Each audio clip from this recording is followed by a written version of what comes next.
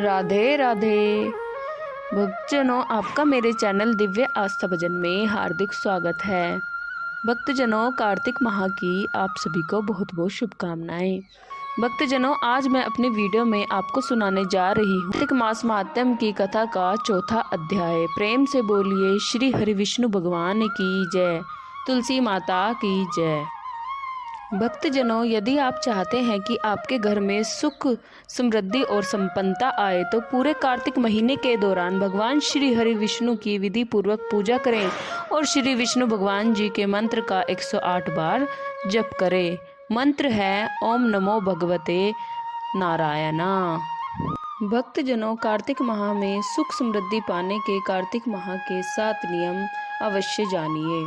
हिंदू पौराणिक और प्राचीन ग्रंथों में कार्तिक मास का विशेष महत्व है। धर्मशास्त्रों के अनुसार इस पूरे कार्तिक मास में व्रत व तप का विशेष महत्व बताया गया है। उसके अनुसार जो मनुष्य कार्तिक मास में व्रत व तप करता है उसे मोक्ष की प्राप्ति होती है। पुराणों में कहा गया है कि भगवान नारायण ने ब्रह्मा ने नारद को और नारद जी ने भगवान पृथु को कार्तिक मास के सर्वगुण संपन्न महत्व के संदर्भ में बताया है। कार्तिक माह में 7 नियम प्रधान माने गए हैं जिन्हें करने से शुभ फल मिलता है और हर मनोकामनाएं पूर्ण होती हैं। ये 7 नियम इस प्रकार हैं। नंबर 1 दीपदान, नंबर 2 तुलसी पूजा, नंबर 3 भूमि पर शयन, नंबर 4 तेल लगाना वर्जित, नंबर 5 दालों का खाना निषेध, नंबर 6 ब्रह्मचर्य का पालन, नंबर 7 संयम रखें। कार्तिक मास का व्रत करने वालों को हमेशा संयम रखना चाहिए, अर्थात वह तपस्वियों के समान व्यवहार करे, बोले किसी की निंदा या विवाद न करे, मन पर संयम रखे। भक्तजनों, आइए कार्तिक माह के चौथे अध्याय की कथा का आरंभ करते हैं। प्रेम से बोलिए श्री हरि विष्णु भगवान की जय, तुलसी माता की जय। माता शारदा की कृपा, लिखू भाव अनमोल, कार्तिक महात्म का कहूँ, चौथा अध्याय खोल।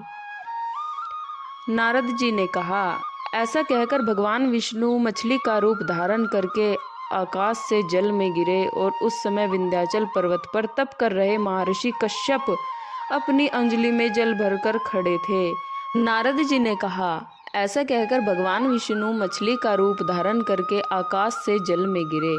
उस समय विंध्याचल पर्वत पर तप कर रहे महर्षि कश्यप अपनी अंजलि में जल लेकर खड़े थे। भगवान उनकी अंजलि में जा गिरे। महर्षि कश्यप ने दया करके उसे अपने कमंडल में रख लिया।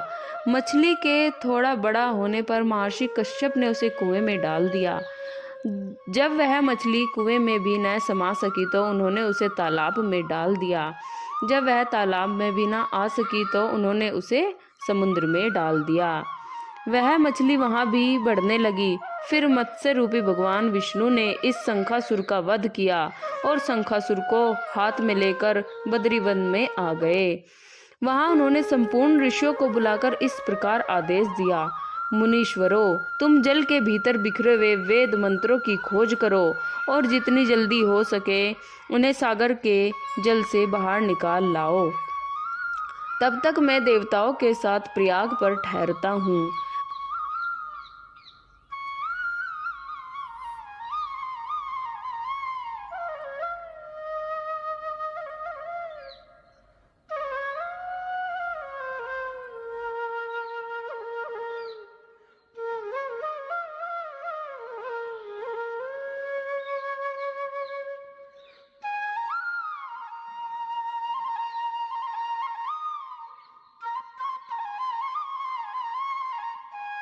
उन तपोबल संपन्न महर्षियों ने यज्ञ और बीज सहित संपूर्ण वेद मंत्रों का उद्धार किया। उनमें से जितने मंत्र जिस ऋषि ने उपलब्ध किए वही उन बीज मंत्रों का उस दिन से ऋषि माना जाने लगा।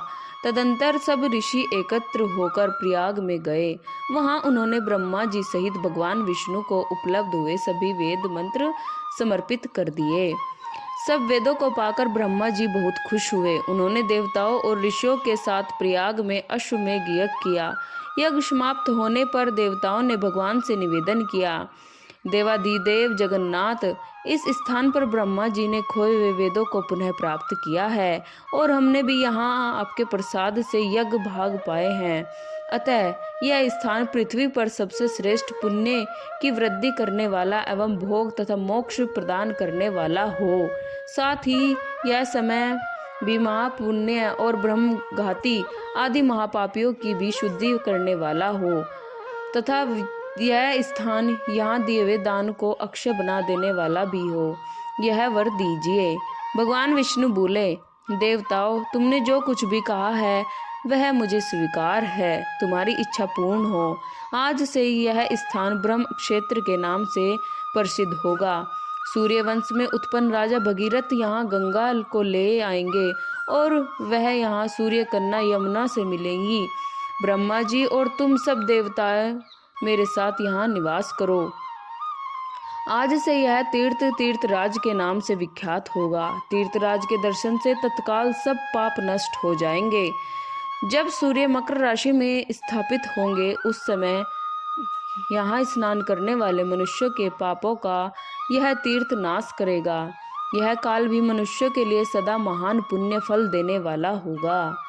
माघ में सूर्य के मकर राशि में स्थित होने पर यहाँ स्नान करने से शिवलोक आदि फल प्राप्त होंगे।